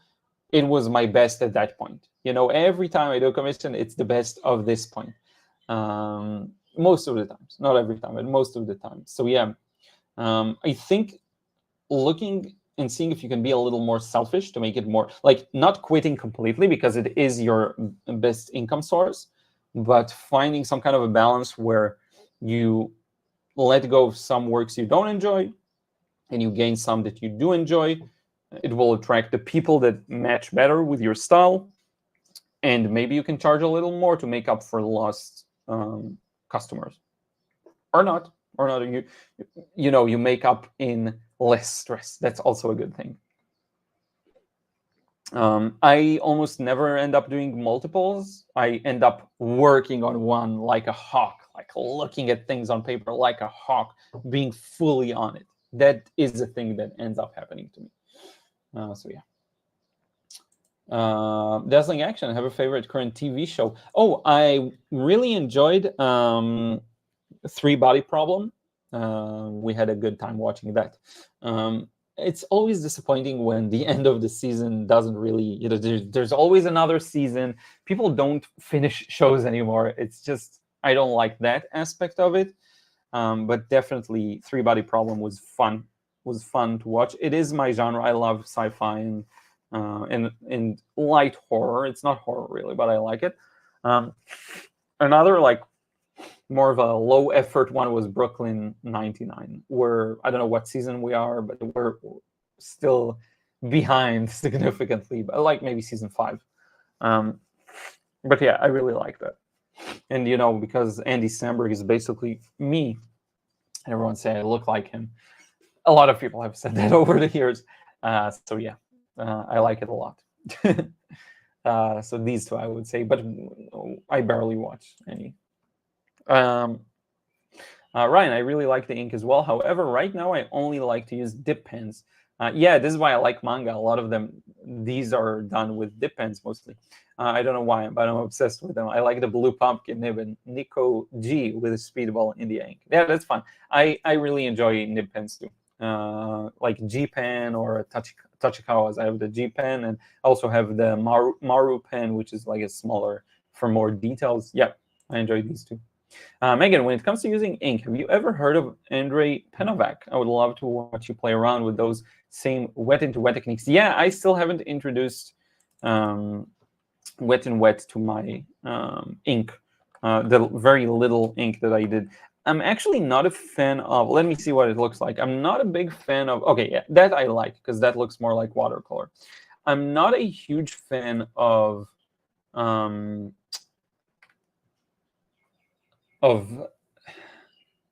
ink that people let loose and let flow. Even Kim Jong-gi's work where he's shading with ink, I don't like as much. I'd rather have it pure, either just black and white, no middle, or something like this that is more watercolory, which is really, really good. Like this is fantastic. I love that. It's not my style of choice for myself, but I really appreciate it. I do follow a few painters who paint similarly. I don't remember their names, but I'm familiar with that kind of use of wet and wet, and I really like it. So yeah. Halburn, you'll get used to it. We once celebrated Miro releasing 4 chapters on a particular year instead of that 1 year when you only released 2. Yeah, seeing the release schedule for the first couple of years and then compared to, after a decade or 2 is hard. We're fellow strugglers, my friend. I totally got used to it. It's just another part of life. Every couple of months, I go ahead and check. And there's an episode, there's a chapter, I read it. That's it. It is hard to keep continuity. So once a year or 2, I'll go ahead and maybe read a few. But yeah, I do want to read Berserk from the beginning. Again, I already have done that at least twice, but I want to do it again. Jacqueline, my daughter writes fanfic and draws manga art. People ask for updates on her stories. Oh, that's cool. That is really, really cool. Yeah, manga has really taken over the West in general, like the US. It hasn't been like that before, let's say the 90s, maybe late 80s. It completely dominates it. And I think now I feel like manhwa and Korean art also starts to do similar things. Now, if I'm not mistaken, the Dr. Stone manga author is Korean. I'm pretty sure. And started with manhwas. Halburn, also check out Q Hayashida. Q Hayashida. It should be Hayashida if I want to pronounce it correctly. Yeah, is this stream gonna get age restricted? I'm not sure. Oh, I know this one. What's it called?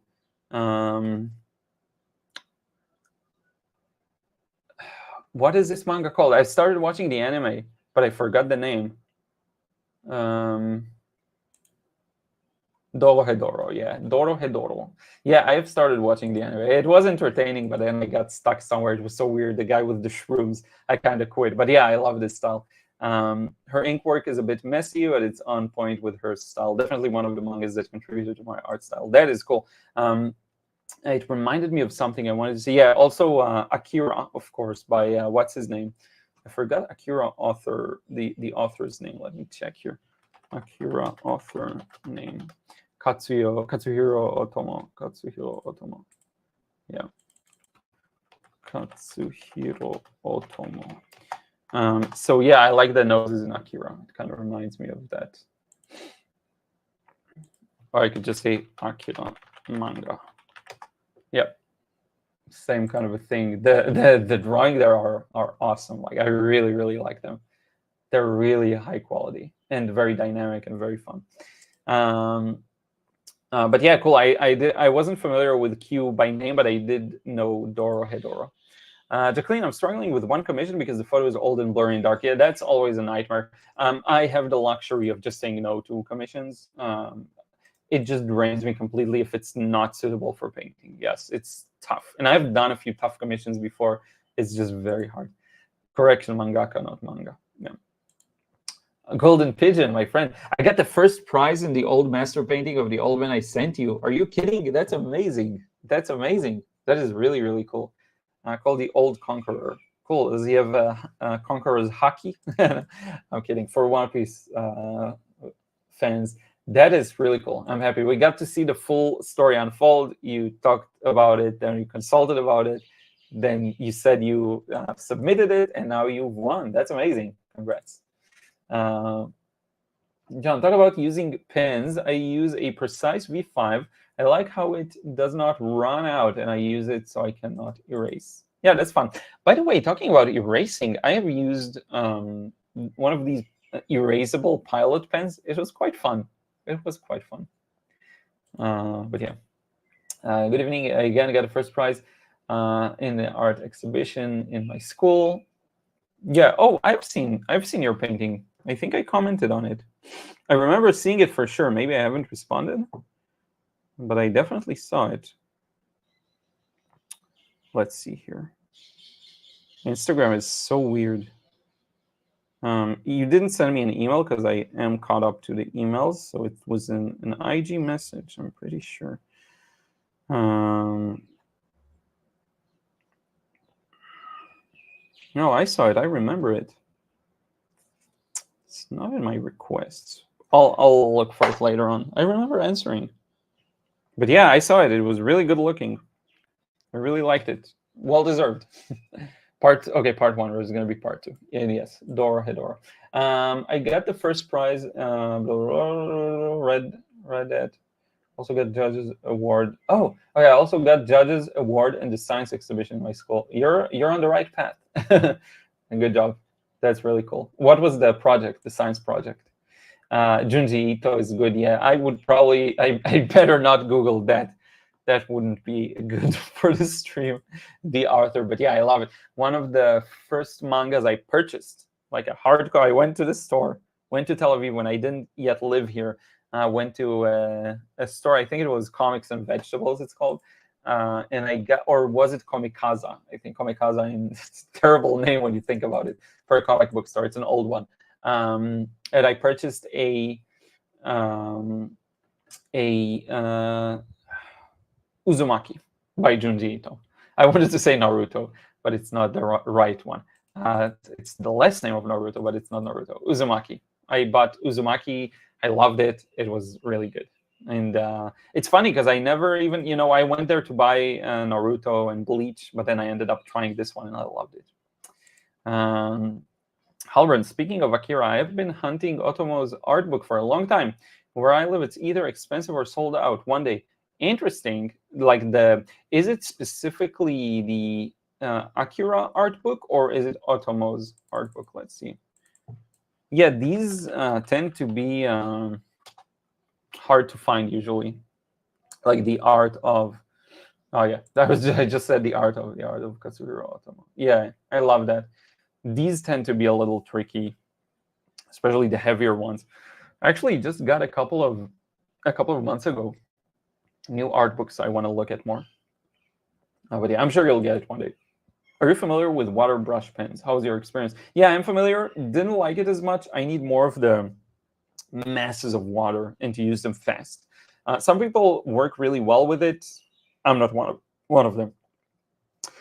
To me, it's an inferior product unless there's one that's very high quality I haven't tried, or you're painting outside, which at this point it makes sense because you need the water. It's easier when it's inside the brush, but I did not like working with it as much.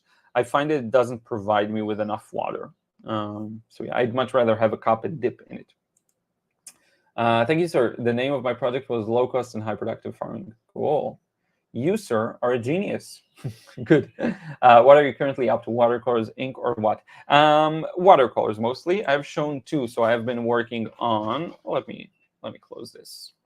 I've been working on. I've shared this painting and another painting I'm currently working on. I actually have it here. I could have just shown that. So yeah, got still a lot of work to do, but these are the ones I've been working on. I have a couple of other ones. I've shown you, by the way. It's good that you asked. I've shown you this one, shared it on Instagram. I like it a lot, even though, some of the technique is annoying me, that some things are very kind of rough and the paper has been lifting. I have the larger version. I started before the smaller version. Let me show you. But right here. Oopsie doopsie. As you can see, this one's larger. But I kind of stopped in the middle because, again, the washes were patchy and it annoyed me, honestly. So I kind of took a break. But maybe I'll revisit it. Again, with large paintings, you don't always notice the patchiness. So it's fine. Yeah, the Akira book. Yeah, that too. But it was more in the Akira books. Yeah, I love these. There was one I wanted, but I forgot which one it was. Art book.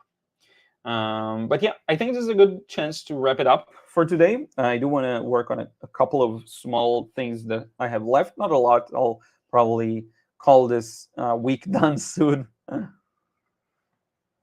But yeah, Rooster Blue. How thick is that paper? Do you take steps to flatten them? No, not really. This paper is a 300-gram normal. I think it's Arch hot press, or it could be Saunders Waterford. It's Saunders Waterford. Hot press. This one is a hot press paper, smooth, which I find I still have sometimes a hard time with. But you know what? Now that I look at it, the wash looks a little more even. Now that I look at it, it looks a little more even than it looked before. So maybe it kind of balanced out with time. This one, on the other hand, looks quite patchy. You know what? This one smoothened out with time too. Maybe I'm imagining things, but I don't know. I'm not sure. But yeah, this has been a tough portrait. I hope to work more on portraits because they really elude me and makes me want to try them out more and more. We'll see. I need to do some playing around, I think. Not a final painting whatsoever. Playing around with it because I have a hard time recognizing smooth transitions of color and value. A really hard time. Sanath, which watercolor paper is best for beginners? I think the best quality would be best, just because you don't have to work against it. Saunders Waterford, Arch, Bao Hong. These are my three. I know Fabriano was pretty good too. A lot of people like. Ansar, thanks for the chat. Thank you for being here. Much appreciated. And happy that you're feeling better. Marjorie, just in time to say hi. So hello. Well, yeah, sorry, I was just saying I'll wrap it up. So, but yeah, thank you so much. We'll do a few. We'll read the rest of the chats. I recently got the water brush pen, but didn't quite know how to refill it. Then I found your old video. I was surprised about it. At the time, I maybe even didn't know about it. Yes, that's a relatively old video of me showing a water brush pen. It was very hard for me to use for a long term. There's one where I used it and smeared all the ink that I previously sketched, which was another fun adventure. But yeah, I was still learning the materials and what I like to work with. Martin, hi Liron, many thanks for the videos and enthusiasm. Yeah, you got it. So happy I could help. I kind of took it slower in the last week or so, just because I feel like I pump out a lot of videos and the views are a little. I may not be hitting on topics that interest people. I may be going into too many rabbit holes, and I need to just zoom out a bit and make it simpler approaches, simpler techniques, simpler paintings as well. Because I go into a rabbit hole of what interests me, and then sometimes it's not huge interest to others. But yeah, so I'm trying to balance it out a bit. If I see the views go a little lower, then I feel like maybe I'm not allowing enough time for people to actually watch the videos, and I'm posting too much. So I kind of slow down a bit. And yeah, probably next week it will be back to normal. But yeah. John, good day. And since it is daytime for you, where are you? I'm from Ohio, 9:50 a.m. Yeah, I'm in Tel Aviv. It is 4:51 p.m. So yeah, it's not super early, but it's still, there's natural light still. I have a natural light bulb here that feels like daylight, by the way, too. So I could use that as well. So yeah, we answered that. Baohong, great bang for the buck. Yes, Baohong is really, really good. Really good paper. I really enjoyed it so far. I used the rough texture. It was great.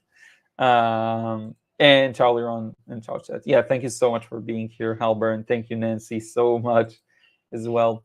You hit our questions directly. In my book, you're 100. Oh, thank you so much. Thank you, Rooster Blue. I don't remember if it's the first time I'm seeing you on the live stream. It could be. Could it be? I'm not sure. But in any case, thank you so much.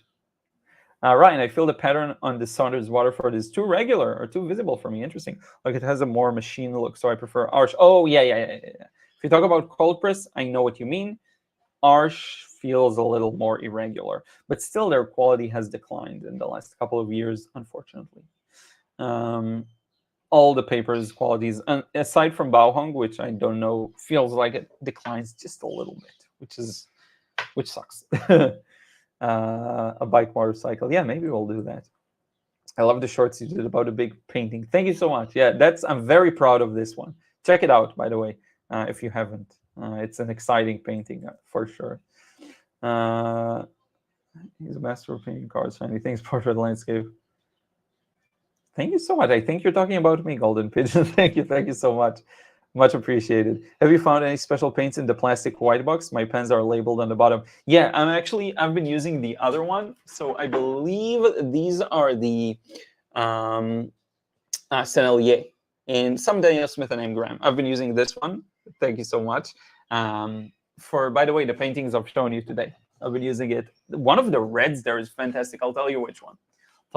Then we'll wrap it up. The deep scarlet. The deep scarlet is crazy. It's a crazy bright red. It's not like pyrrole scarlet that fades or dries weirdly. It's perfect. Yeah, and I find a lot of gems there, Marjorie. I really appreciate it. And I'll keep using them and finding out more of the paints I love. And I'll probably end up buying just these tubes.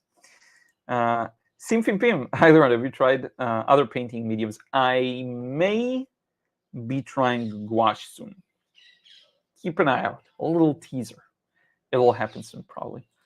You're on Army Assemble. Let's start with hearts. Thank you so much. Yeah, if you can leave a little heart on the video, like, and yeah, that helps more people find it.